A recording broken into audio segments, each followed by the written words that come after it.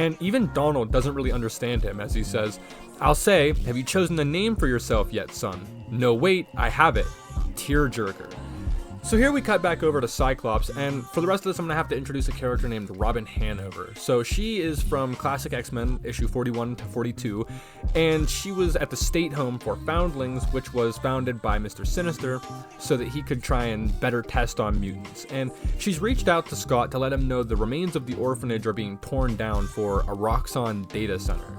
And Robin explains that she tried to make Scott's life at the orphanage bearable, but she said that the place seemed like a machine designed to destroy Scott's spirit. And largely she's right in this, because this was the place where Sinister developed that fascination to the idea that Jean Grey and Scott having a child would produce an extremely powerful mutant. So he uses the orphanage as a way to orchestrate things between Jean Grey and eventually Madeline Pryor and Scott Summers, which that's a whole thing in and of itself. So as they go on, she asks if he remembers much about his arrival there, and when Scott says not much, there was some brain damage from the plane crash that took my parents. Matter of fact, that's why I can't control my optic blast without wearing ruby quartz lenses all the time. And she goes on to describe when he arrived, saying, "It took 3 attempts to separate you from your brother Alex. On the second, you hospitalized 2 orderlies. The bites were so deep they were given tetanus shots as a precaution. On the 3rd attempt, you set fire to the east wing." But Cyclops is super confused because he says, "That doesn't sound like me. Are you sure Alex never mentioned any of this?"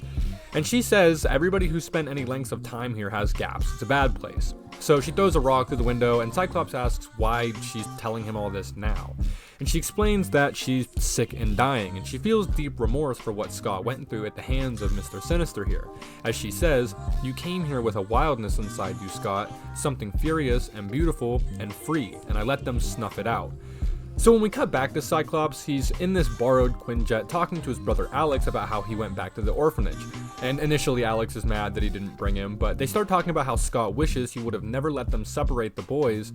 But Alex says, "Scott, you were 11 years old. You weren't in control." And Cyclops claps back saying, "Guess what? You still aren't."